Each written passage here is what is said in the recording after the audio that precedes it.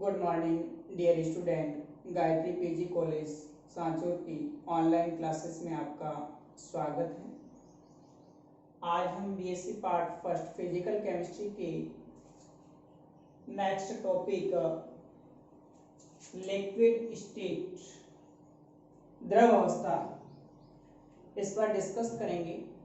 इस liquid state unit में से जो एग्जाम में किस तरह से सवाल पूछे जाएंगे और किस तरह से आपको उसका आंसर देना है। तो हम बात करते हैं लिक्विड स्टेट। इससे पहले थोड़ा इंट्रोडक्शन दे दूं मैं कि जो पदार्थ होती है उसकी तीन अवस्थाएं होती है, ठोस, द्रव और गैस। ठोस अवस्था के अंदर जो मॉलिक्यूल्स होते हैं उसके पार्टिकल्स बिल्कुल पास पास में होते हैं, उनका आकार और आयतन निश्चित होता है। दूसरा जो लिक्विड स्टेट होती है उसमें ठोस की तुलना में थोड़ा कम जो मॉलिक्यूल्स होते हैं वो थोड़ा डिस्टेंस पे होते हैं। जो ठोस अवस्था होती है उसमें बिल्कुल पास, जबकि लिक्विड जो होते हैं उसमें ठोस की तुलना में थोड़े दूर होते हैं। अर्थात जो लिक्विड स्टेट होती है उसके जो पार्टिकल्स होते हैं यानी जो अणु होते हैं उसके अंदर आकार तो निश्चित होता है लेकिन उनका आयतन निश्चित नहीं होता है। इसी प्रकार से जो गैसेस स्टेट होती है उसके अंदर पार्टिकल्स जो होते हैं, अणु जो होते हैं वो बहुत दूर दूर होते हैं, तो उनका आकार और आयतन दोनों निश्चित नहीं होता है।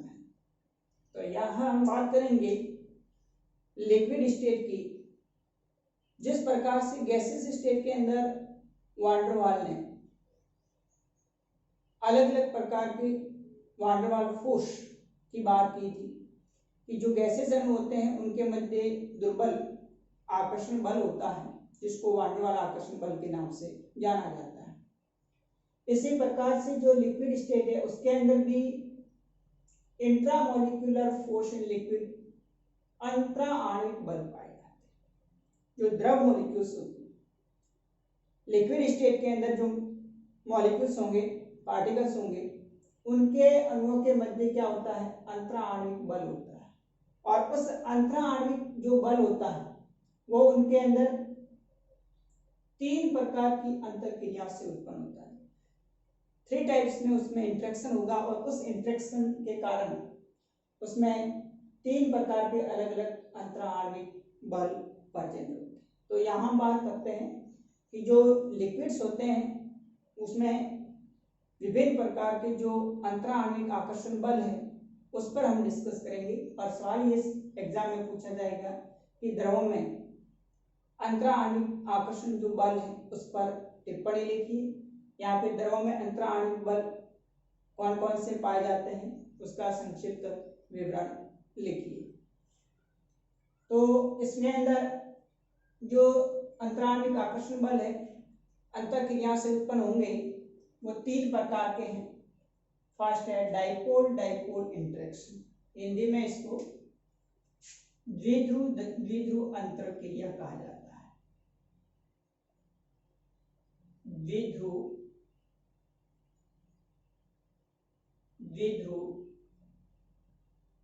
अंतःक्रिया। दूसरा डाइपोल इंड्यूस्ड डाइपोल इंटरेक्शन, द्विध्रुव प्रेरित द्विध्रुव आकर्षण। द्विध्रुव प्रेरित द्विध्रुव अंतःक्रिया।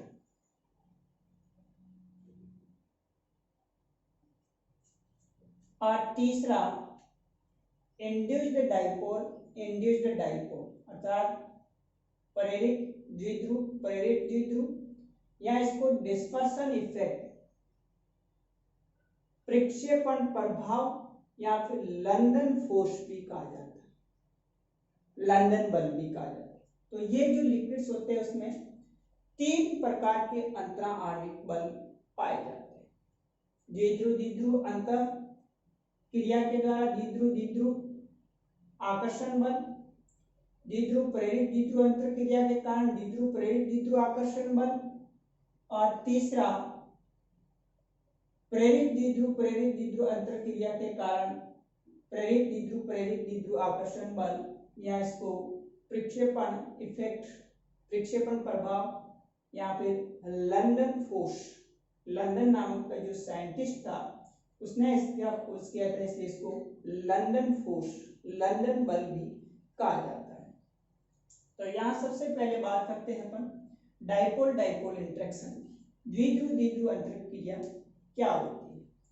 तो यहाँ पर किर्शॉफ नामक एक वैज्ञानिक था, उन्होंने ये डाइपोल डाइपोल इंटरेक्शन की बात की थी कि जब कोई स्टेबल डाइपोल मूवमेंट वाला मॉलिक्यूल्स होता है जिसका स्थायी द्विध्रुव आघूर्ण होता है, जैसे कि सल्फर डाइऑक्साइड है, HCl है, हाइड्रोजन फ्लोराइड HCl है, HF हाइड्रोजन फ्लोराइड है, HCN हाइड्रोजन साइनाइड है, ये जो मॉलिक्यूल्स होते हैं इनका स्थायी द्विध्रुव आघूर्ण होता है, और स्थायी द्विध्रुव आघूर्ण वाले अणु जब एक दूसरे के निकट आते हैं तो वे क्या करते हैं कि उनमें जब समान ध्रुव होता है तब तो प्रतिकर्षण होगा, और असमान ध्रुव जब आपस में एक दूसरे के पास में आएगा तो उसके बीच में क्या होगा, इंटरेक्शन होगा, आकर्षण होगा।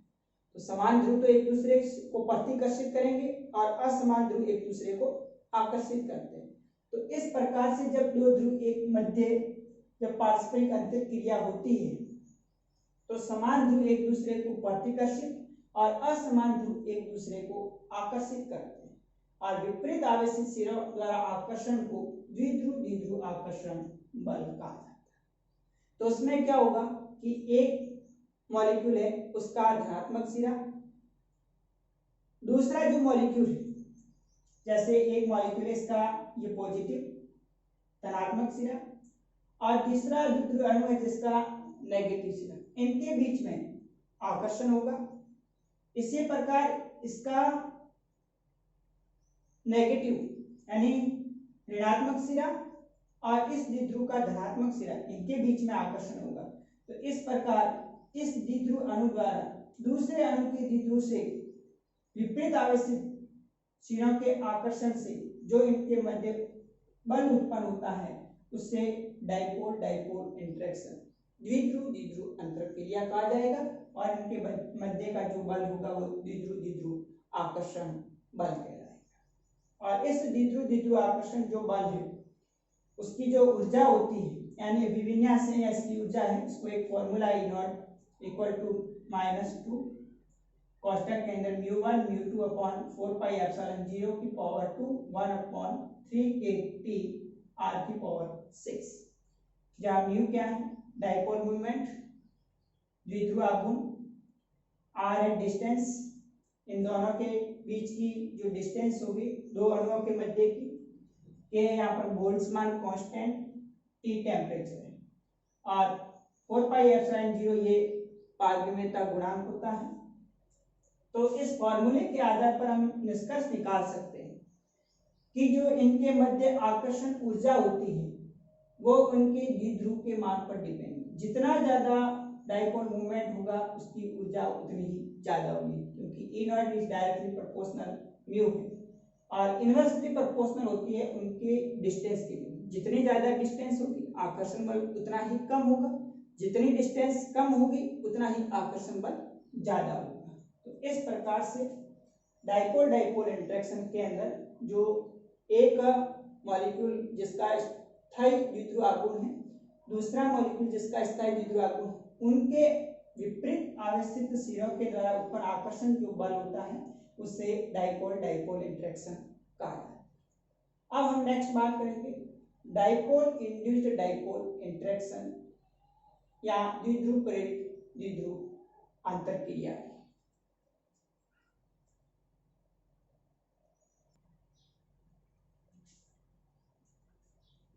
नेक्स्ट दूसरा है डाइपोल इंड्यूस्ड डाइपोल इंटरेक्शन यानी द्विध्रुव प्रेरित द्विध्रुव अंतर क्रिया। तो यह डेबाई ने इसे प्रेरण प्रभाव के आधार पर समझाया था, इंडक्टिव इफेक्ट के आधार पर। डेबाई जो साइंटिस्ट था उसने दिया था कि जो द्विध्रुव प्रेरित द्विध्रुव अंतर क्रिया के अंदर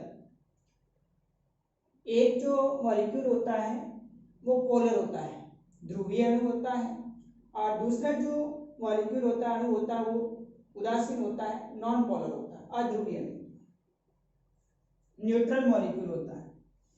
अब जब ये एक दूसरे के निकट आते हैं तो इस पोलर मॉलिक्यूल द्वारा इस न्यूट्रल मॉलिक्यूल को भी क्या किया जाता है, प्रेरित किया जाता है। किसके लिए? डाइपोल के लिए। तो इस पोलर मॉलिक्यूल का, जैसे कि ये नेगेटिव सिरा है, इसके पॉजिटिव सिरे को अपनी ओर आकर्षित करेगा, जिससे ये न्यूट्रल मॉलिक्यूल में डाइपोल इंड्यूस्ड हो जाएगा। इस कारण इसको इंड्यूस्ड डाइपोल यानी प्रेरित द्विध्रुव अणु कहा जाएगा। एक तो पर्टिकुलरली स्थायी द्विध्रुव अणु है और दूसरा उदासीनता, जिसके द्वारा इस स्थायी द्विध्रुव के द्वारा उसको प्रेरित करके द्विध्रुव के अंदर परिवर्तित किया। इस कारण इसको इंड्यूस्ड डाइपोल या प्रेरित द्विध्रुव कहा जाता है। जब द्विध्रुव और प्रेरित द्विध्रुव के मध्य जो अंतराणिक अंतरक्रिया होती है उसे डाइपोल इंड्यूस्ड डाइपोल इंटरेक्शन यानी द्विध्रुव प्रेरित द्विध्रुव अंतरक्रिया कहा जाएगा, और इसके बीच का जो बल होगा वो द्विध्रुव प्रेरित द्विध्रुव आकर्षण बल कहलाएगा। तो देखिए यहाँ पर ये लिखा है कि डेबाई ने इसे प्रेरण प्रभाव के आधार पर समझाया था। उनके अनुसार किसी द्विध्रुव अणु द्वारा अपने निकट के अणु में द्विध्रुव उत्पन्न कर, कोई भी द्विध्रुव अणु है, पोलर मॉलिक्यूल है, उसके द्वारा अपने निकट में जो द्विध्रुव उत्पन्न कर उससे भी ध्रुवीय अणु बना देना प्रेरण प्रभाव, इंडक्शन इफेक्ट कहलाता है। यानी जो पोलर मॉलिक्यूल होता है उसके द्वारा उसके पास में, पड़ोस में उपस्थित उदासीन अणु यानी अध्रुवीय जो अणु है उसमें भी ध्रुवण उत्पन्न कर उसे ध्रुवीय बना देना, इस तरह से पोलर मॉलिक्यूल बना देना प्रेरण प्रभाव, इंडक्शन इफेक्ट कहलाता है। और प्रेरित जो अणु होगा उसे प्रेरित द्विध्रुव यानी इंड्यूस्ड डाइपोल कहलाएगा, प्रेरित डाइपोल कहा जाएगा। इसी प्रकार एक ध्रुवीय अणु तथा एक प्रेरित द्विध्रुवीय अणु के मध्य अंतराणिक आकर्षण बल उत्पन्न हो जाता है, इससे डाइपोल इंड्यूस्ड डाइपोल इंटरेक्शन कहा जाएगा। तो इस प्रकार इसको हम समझा सकते हैं कि पोलर मॉलिक्यूल है, ये न्यूट्रल मॉलिक्यूल है, जब इसके संपर्क में आएगा तो ये न्यूट्रल मॉलिक्यूल पहले इंड्यूस्ड डाइपोल में चेंज हो जाएगा, फिर इस स्थायी और इंड्यूस्ड दो डाइपोल है, प्रेरित जो द्विध्रुव है, इनके मध्य जो आकर्षण यानी इनके मध्य जो अंतराणिक आकर्षण जो बल उत्पन्न होगा इससे डाइपोल इंड्यूस्ड डाइपोल आकर्षण बल कहा जाएगा। अब इससे उत्पन्न जो ऊर्जा यहाँ प्रेरण ऊर्जा है, इसको हम फॉर्मूला है E induced equal to minus म्यू1 square alpha 2/4 pi epsilon r की पावर 6, जहाँ म्यू1 क्या है, जो फर्स्ट स्थायी अणु है उसका द्विध्रुव आघूर्ण, अल्फा 2 है जो सेकंड मॉलिक्यूल है इंड्यूस्ड डाइपोल वाला, उसकी ध्रुवणता, r है इनके बीच की डिस्टेंस, और 4 पाई एप्सिलॉन होता है निर्वात की फॉर्मूला। यहाँ पर T नहीं है, टेम्परेचर का इस पर कोई इफेक्ट नहीं होता है। तो इस प्रकार से आप डाइपोल इंड्यूस्ड डाइपोल इंटरेक्शन को लिख सकते हैं। नेक्स्ट हम बात करें तीसरा, इंड्यूस्ड डाइपोल या डिस्पर्सन इफेक्ट, या इसको लंदन फोर्स कहा जाएगा। तो नेक्स्ट देखिए, नेक्स्ट थर्ड है इंड्यूस्ड डाइपोल प्रेरित द्विध्रुव या इसको डिस्पर्सन इफेक्ट, प्रक्षेपण प्रभाव या लंदन फोर्स कहा जाता है। तो ये क्या होता है, देखिए इसमें लंदन नामक जो वैज्ञानिक है उन्होंने ये दिया था 1930 के अंदर। उन्होंने क्या कहा था कि जो अध्रुवीय अणु होते हैं, यानी जो भी सहसंयोजी मॉलिक्यूल्स हैं या एक परमाणु जो गैसें होती हैं, उनमें क्या होता है, नाभिक और इलेक्ट्रॉन के बीच में क्या होता है, कंपन होता है। न्यूक्लियस जो होता है और जो इलेक्ट्रॉन्स होते हैं उनके बीच में कंपन होता है, और उस कंपन के कारण क्या होता है कि एक समय में उनके अंदर डाइपोल इंड्यूस्ड हो जाता है, जिसको हम तात्क्षणिक डाइपोल कहा जाता है। तात्क्षणिक प्रभाव होता है, जैसे जैसे उसमें कंपन होगा तो एक स्थिति ऐसी आती है कि एक सिरे पर उसकी इलेक्ट्रॉन डेंसिटी ज़्यादा हो जाती है और न्यूक्लियस भाग, यानी वो एक तरह से डाइपोल बन जाता है। तो वो बहुत कम समय के लिए ऐसा होता है। तो यहाँ पर इंड्यूस्ड डाइपोल इंड्यूस के अंदर दोनों अध्रुवीय मॉलिक्यूल होते हैं, दोनों नॉन पोलर मॉलिक्यूल होते हैं। जैसे कि एक अणु नॉन पोलर का है, ये दूसरा है। अब ये नॉन पोलर अणु होगा, उसमें कंपन के कारण एक क्षण के लिए उसमें द्विध्रुव उत्पन्न होगा, जिसको हम तात्क्षणिक द्विध्रुव इंट्रिंसिक डाइपोल कहा जाता है। और ये तात्क्षणिक द्विध्रुव अणु अपने पड़ोस के जो नॉन पोलर मॉलिक्यूल है उसके साथ इंटरेक्शन करेगा।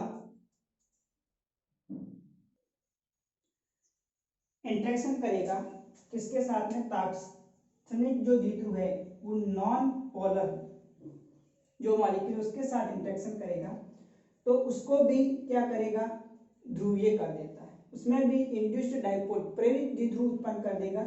तो इस प्रकार से एक प्रेरित द्विध्रुव अणु द्वारा दूसरे प्रेरित द्विध्रुव अणु से उत्पन्न उनके मध्य जो आकर्षण बल होता है उसे इंड्यूस्ड डाइपोल इंड्यूस्ड या डिस्पर्शन इफेक्ट या इसको लंदन फोर्स कहा जाता है। तो इस प्रकार से हम इसको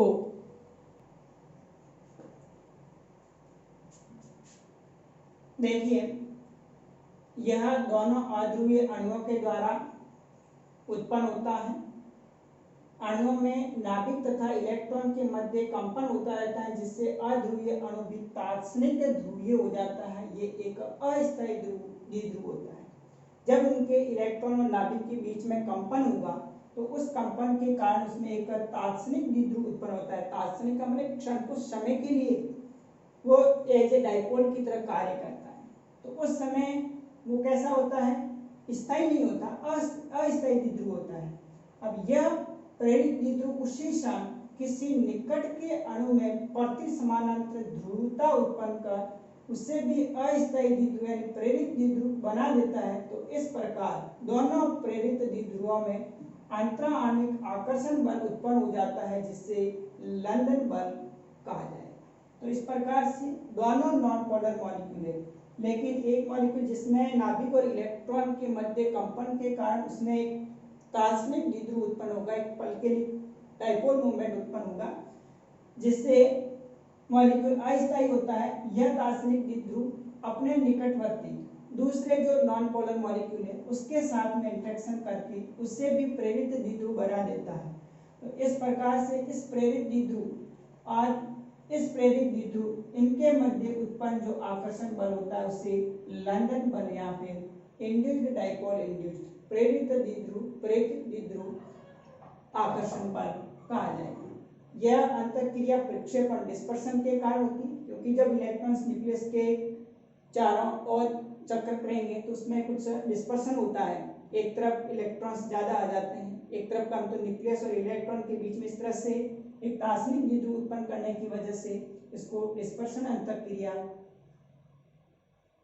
कहा जाएगा, यानी प्रक्षेपण कहा जाएगा। इस तरह से इंड्यूस्ड डाइपोल या फिर लंदन फोर्स, अगर सवाल एग्जाम में सिंपल ये पूछा है कि लंदन फोर्स क्या है तो उस लंदन फोर्स के बारे में यह ले सकते हैं।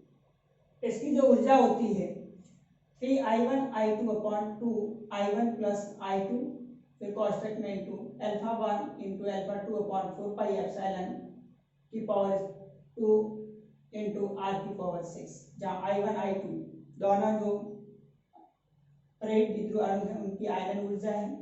α1 α2 यहाँ पर दोनों अणुओं की ध्रुवणता है, r उनके बीच की डिस्टेंस है 4 pi epsilon 0 4 pi epsilon not जो निर्वात की पारगम्यता हो। तो इस प्रकार से हम लंदन फोर्स के बारे में लिख सकते हैं। चौथा, एक और इसके अंदर द्रवों के मध्य आकर्षण बल होता है जिसको हम हाइड्रोजन बल कहा जाता है। तो थर्ड प्रकार का जो आकर्षण बल है हाइड्रोजन बल, जो कि द्रव के अणुओं के मध्य पाया जाता है, इसमें भी जैसे कि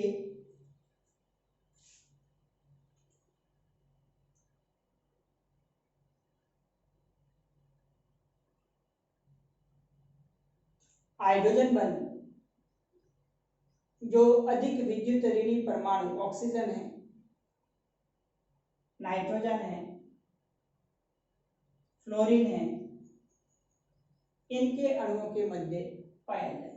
जैसे H2O है, H2O के अंदर ऑक्सीजन परमाणु और दूसरा जल का अणु का हाइड्रोजन परमाणु,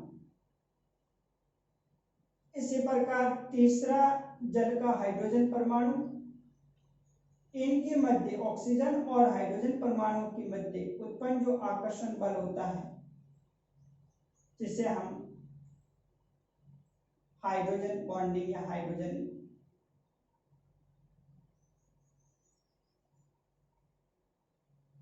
बंध कार्य है। तो इस प्रकार से द्रव मॉलिक्यूल्स जो होते हैं उनके मध्य हाइड्रोजन बंध भी पाया जाता है। जैसे जल के अणुओं के मध्य, जल और अल्कोहल अणुओं के मध्य, अमोनिया के मध्य, HF हाइड्रोजन फ्लोराइड के मध्य।